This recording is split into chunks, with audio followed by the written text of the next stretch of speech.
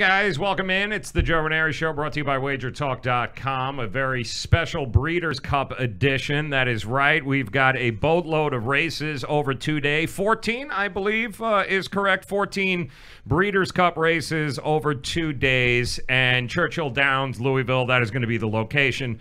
And I am joined by the legend himself, Mr. Benny the Boot, at Benny the Boot on Twitter. For those of you who want to follow, he is also the handicapper du jour at the Palm Beach Kennel Club in South Florida. And Benny, you, as a horse player, this is the one day that you guys wait to get to. It is the Super Bowl, the World Series. It is everything wrapped into one for horse players, is it not?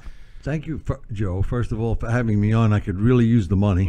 It's if you're a horse player, this is the weekend we've all been saving our pennies for, and there's a lot of money to be made. Next to the Kentucky Derby, this is the day. This is the big one. This is the biggie, and we got the big race. I guess is the $6 million Breeders' Cup Classic. That's the biggie that everyone is kind of waiting for right now. For those that don't understand, explain it, Benny. How did you get a field of 16? How did we get to this particular point for a $6 million race? Okay, the field is 14, which is really big for the Classic, but. The thing that happened here this year is, normally we have overwhelming favorite. Like, for example, last year we had Gunrunner. The year before we had Arrogate, and then we had American Pharaoh. But this year, the true favorite, of course, would have been Justified, the Triple Crown winner. But Justified is away making babies, and he didn't get in this race. So what it did was, it took a whole lot of 3-year-olds that kind of stepped to the plate after Justified left, and we have a whole bunch of 4-year-olds and up that are very battle worn in this race. But the whole thing, folks, in this, there's going to be a lot of prices that you won't believe. For example, the bet that I'm going to really concentrate on is the pick 5 and the pick 4. Now the pick 5, you're going to have 3 pick 5s. The Friday will be 1, Saturday will be 2, and it's a guaranteed of $2 million if you hit the pick 5. But if no one hits the pick 5 on Friday or on Saturday early, then it's all going to roll over. So you're looking at a pick 5, a 50-cent bet that could maybe return $8-9 million. Jeez. So there's a lot of money there, but you got to get to that point first. There's a couple of outstanding picks that I really like. I don't want to say I'm a chalk player, but, when you see something you really like, you got to go with it. For example, to start off that pick 5, I really like number 5, Imperial Hint. Imperial Hint's got Javier Castellano, and if you watch his last race, if you go on YouTube and watch his last race, I mean, he did it in a jog. This guy's got some back class and can really do the thing. That's how I would start off my pick 5. And then the next race, I like, believe it or not, another 5.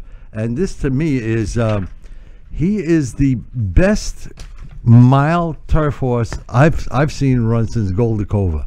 This is Oscar Performance. And to me, folks, this guy is a serious single in your pick 5s. And then in the so you're 5-5, 7th race 5, 8th race 5. Yeah, and then in the 9th race, we have 3 contentious 3-year-olds that are getting a lot of press. Monomoy Girl at the top of them, only lost 1 race in her modest career. But also number 2, Able Talisman. If Able Talisman runs anywhere near what she's capable of doing, she'll blow by this field by 5 lengths. Really? So Able Talisman is going to be another one of my singles. But you guys are on your own. If you want to play those 3-year-olds, go for it.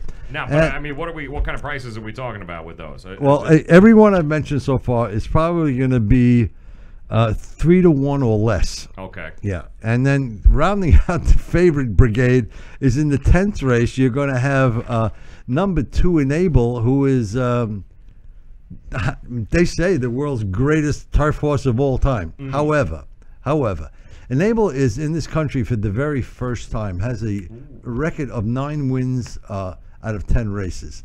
Has never run over here. Okay. And I'll tell you the truth, I don't like that. I don't like the time change. He's only run 3 weeks ago. I don't know if you can do that. It's never been done before. No horse has ever won the Arc de Triomphe and then come over here and won the turf.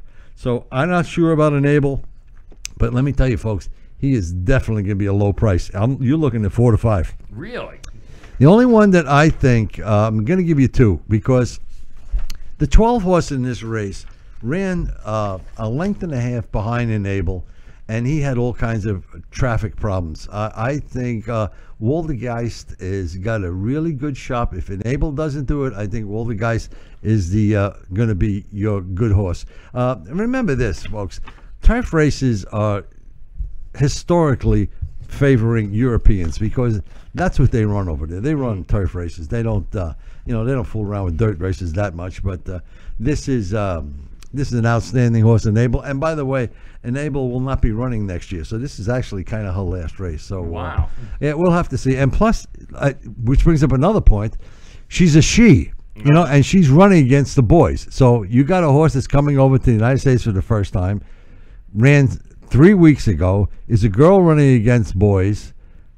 For 3 to 5, I'm going to play him in my pick 5, but I hope that Enable doesn't do it and Waldergeist does. Okay, all right. So, and that leads, of course, into the big one, right? Race 11 is what everyone is looking forward to, the $6 million Breeder Cup Classic. And there is a legitimate favorite in this. I mean, there's, as good as this field is, there is a legitimate favorite, and that favorite would be Accelerate, correct? 5-2 morning line favorite. And although there's plenty of other options in this race, you got to look at that and go, it's not a bad price for a horse that's the favorite here.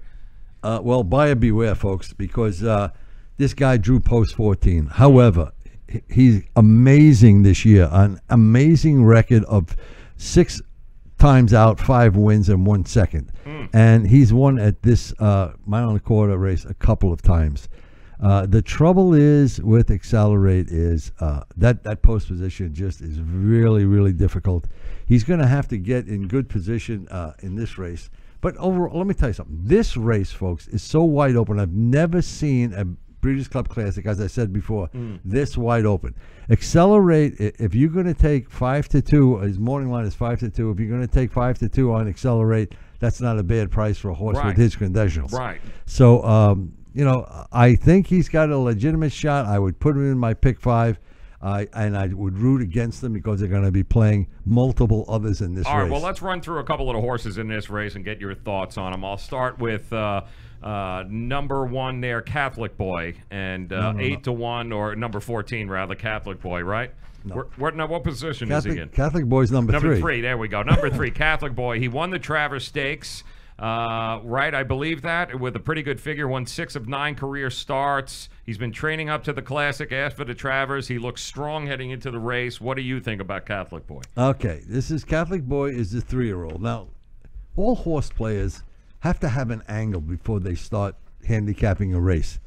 And the angle that I like in this race is 3-year-olds against 4-year-olds and up. I don't think 3-year-olds are seasoned enough to win this kind of race. Now, Catholic Boy is, the last race at the Travers was terrific. And then he got a little bit of a cold and took a couple of weeks off, and he hasn't run in 2 months. But Catholic Boy is a serious horse. He can do both. He can run on the dirt and the turf. Catholic Boy is probably going to be, I would say maybe 3rd choice in this race. But I think, as I said, I'm ruling out 3-year-olds as winners in this race. Okay. All right. Well, let's move on to how about McKinsey, post position number 6, Bob Baffert horse.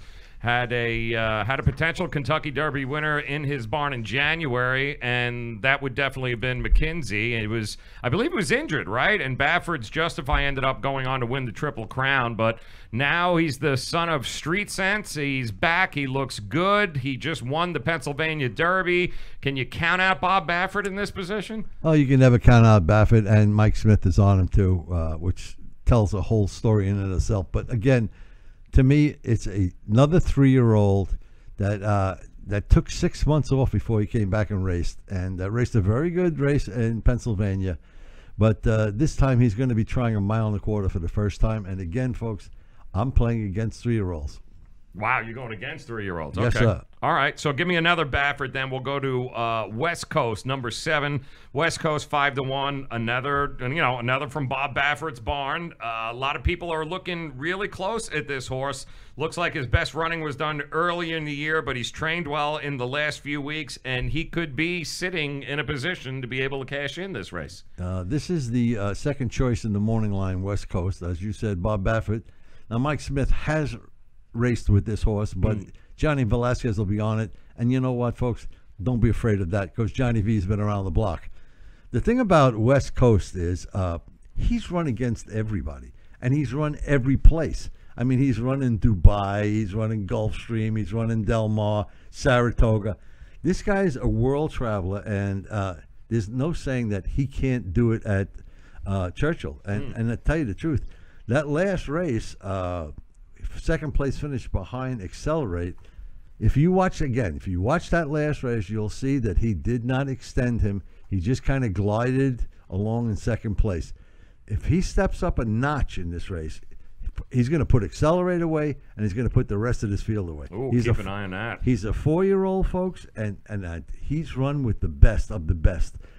West Coast is going to be my top choice in this race. All right. Well, there's another horse in here I don't know what to make at of, running in the number 1 position, Thunder Snow, 12-1. Nice price. He's the Dubai World Cup winner, but he hasn't raced on the dirt since, I believe, March, but he is returning the Churchill Downs, where he ended up bucking, right? And he stopped right out of the gate in the 2017 Kentucky Derby.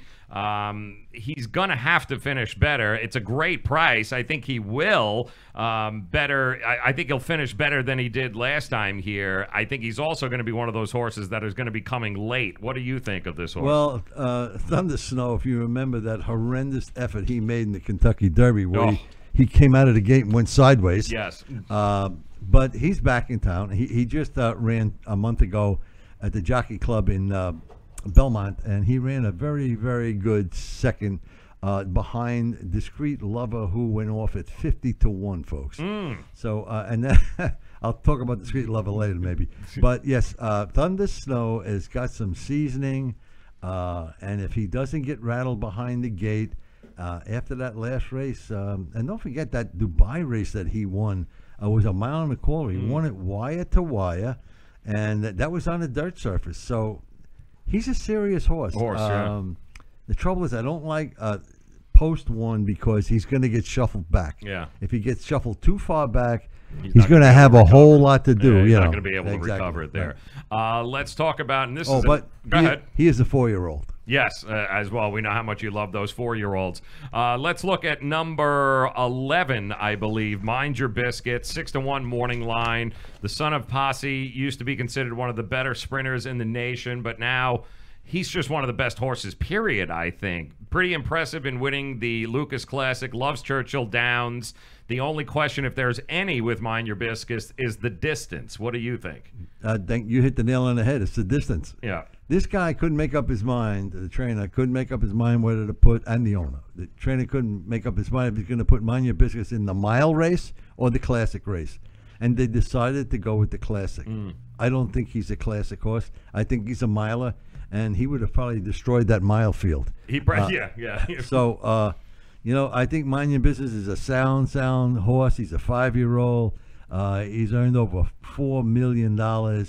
He's a serious animal, and if this is the end of his career, I wish he didn't go out in the classic, but Mind Your Business is serious. No, you never know. 6-1 early morning line. How about this one? Another, you love those 4-year-olds, right? The 4-year-old son of Creative Cause was 10th in last year's classic, but he has 4 fourth-place finishes. We're talking about Pavel, number 8 Pavel. Is it Pavel? Is that what it is? Pavel, yeah. Pavel. We're talking about number 8 Pavel, 20-1 morning line. The win was in the Stephen Foster at Churchill Downs. He does like this surface. That's a big number, though. Well, Pavel is going to be one of your superfecta horses. Ooh. He's not going to win this race, but it very possibly could hit the money. And at 20-1 morning line, he could make a lot of triple players and super players very happy.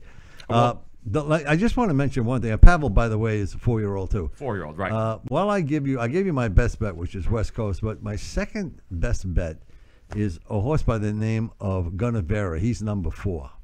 Gunnevera is Also 20-1 morning. yeah, under the radar 4-year-old that has also run against the best.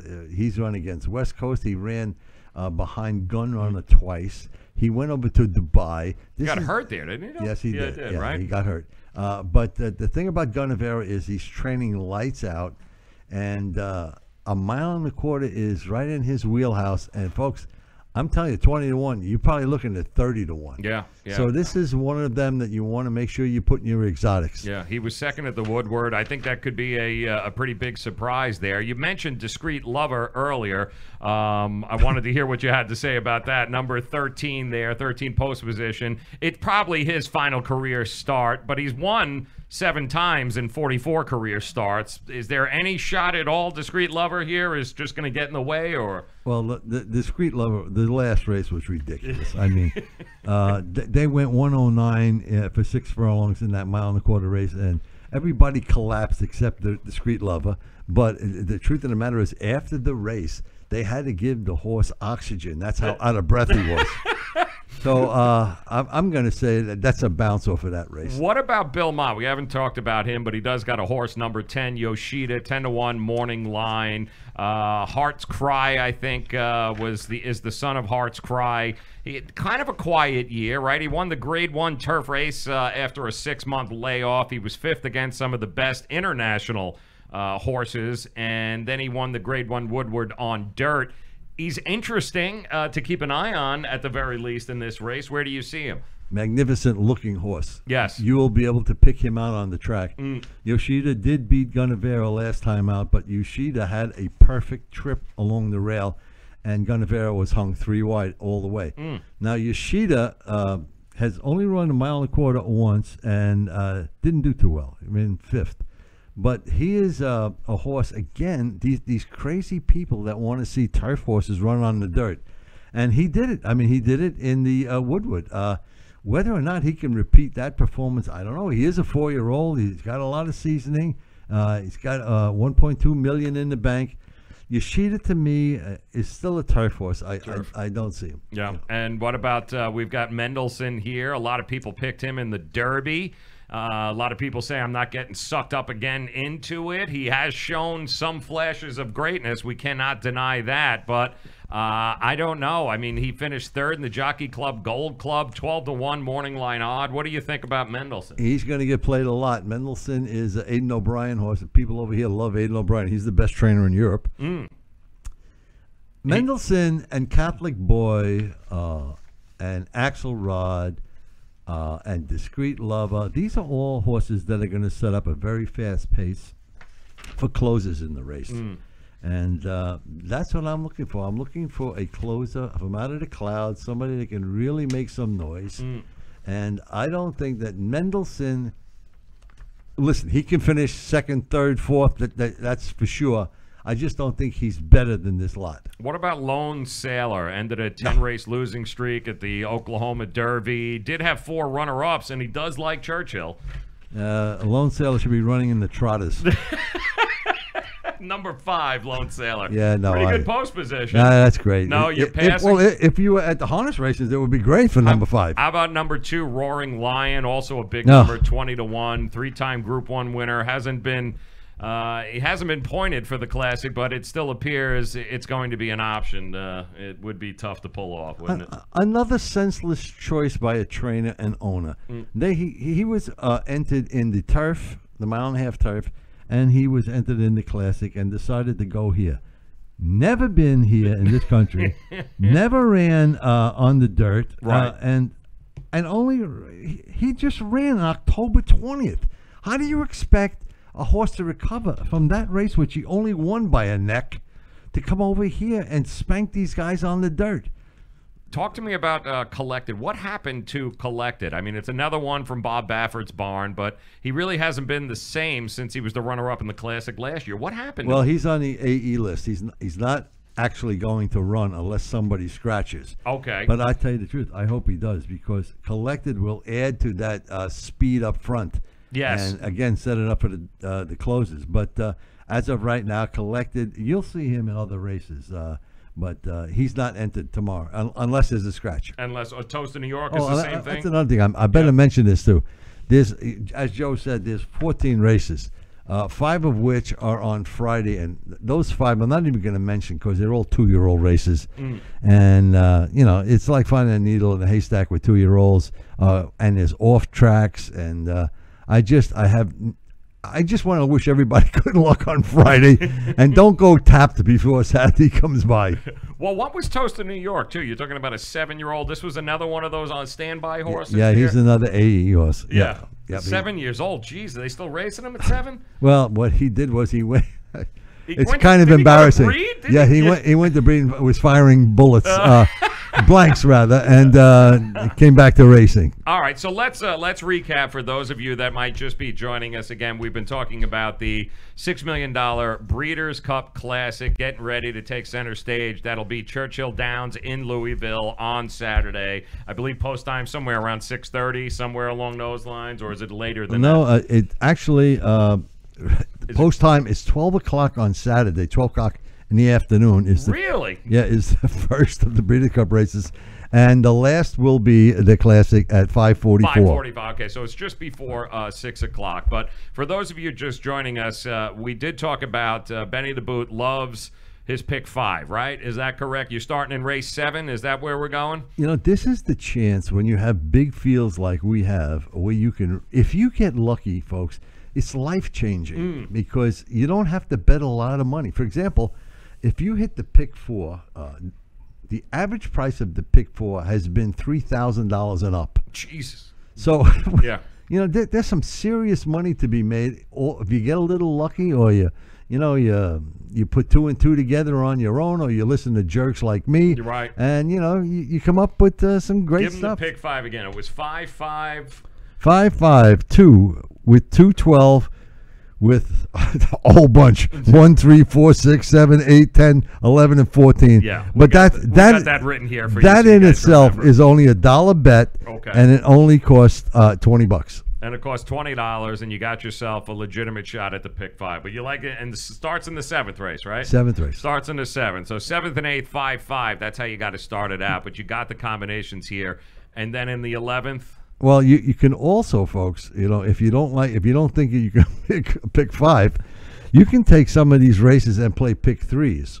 You can too. You can bet just about any kind of bet you can imagine, but pick 3s or daily doubles or rolling daily doubles, you just put 2 together and then you've got money to play the rest of the day. What's your favorite long shot of the day? Is there somebody that you've circled that you go, look out, big number coming? Gunnevera. Gunnevera, huh? 30-1. All right, he likes Gunnevera, so give him once again the 2008 Breeders' Cup Classic.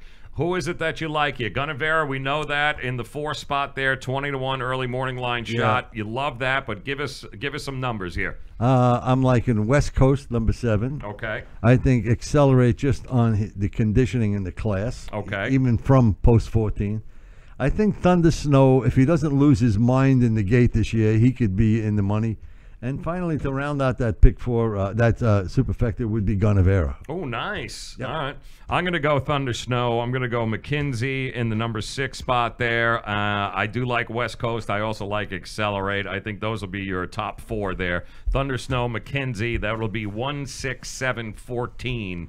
And you could throw in an extra one, Gunnevera, because now you've almost convinced me that I've got to go with the 20-1 shot. But it's a huge weekend of racing. Also, you didn't mention on Friday there's going to be a whole bunch of racing too as well. Is it Friday and Saturday? But Fridays is all 2-year-olds. All 2-year-olds. Yeah. So and the track, it's been raining there for 2 days. Right. So it's very difficult to handicap 2-year-olds. Now you factor in sloppy track and yielding turf. And listen, folks, it's a needle in a haystack. Talk also about some of the European horses that have come over, because a lot of people look at the European horses as just, you don't know, because they've never been here, or when they're here, they're just very unpredictable. Are there some European horses you're looking at and going, well, the thing is, the Europeans have sent over 40 horses this year to run in the Breeders' Cup. 40.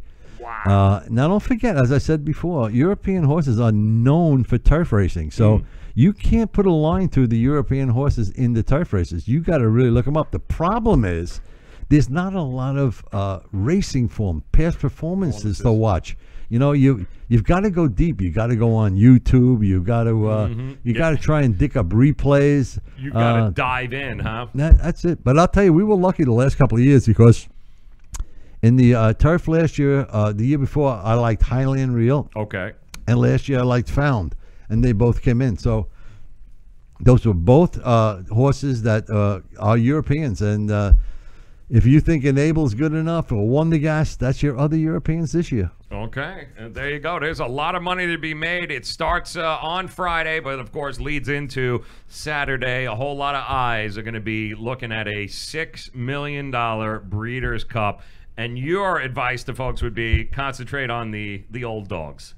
Concentrate. The older ones. Yeah, got the older dogs. I just the 4-year-olds. So you like 4-year-olds better than you like 3-year-olds. I do. Yeah. I do because of seasoning. That's really why. And does it really make a difference between a 3 and a 4-year-old? Well, sure. It's confirmation. Not fully grown until they get to before. So that's especially in these kinds of races. Yeah, I mean, if you want to look at West Coast has earned. Listen, I'll give you a funny thing about West Coast. Hold on. West Coast is a 4-year-old. Yeah, but let me get you. West Coast has earned $6 million in 12 races. And listen, don't stop laughing. In the last 1, 2, 3, 4, he hasn't won. He's won all this money and hasn't won a race in the last 4 times. Oh, my goodness. So, yeah, that's class. Now, did he win all his money as a 3-year-old? No, all those races are $6 million, $5 million races, and when you run second, you get paid. As a 4-year-old? Oh, yeah. As a 4-year-old. Oh, all yeah. right, so the thing, and the biggest upset that you're looking at could be Gunnevera. Keep an eye on Gunnevera. Use him in the exotics. Don't be surprised if that's the horse that takes center stage there. That's the one, Joe. And by the way, folks, play Buffalo and the Jets this week. Yes, well, he's got that. That's a whole different story. All right, you guys got it. Best of luck to you. Breeders' Cup Classic getting ready Saturday. And make sure that you guys also like this video. Make sure that you share it and subscribe to it. All of that good stuff. Want to thank Benny the Boot. He is the resident handicapper at the Palm Beach Kennel Club in South Florida. Thank you, Benny, very much. Make sure that you guys like this video. Good luck, and we'll be talking next week trying to figure out, well, unless, of course, Gunnevera hits, then we'll never see Benny again. He'll go by an island somewhere. But enjoy the races. Have a good time. Thanks for making us a part of your day.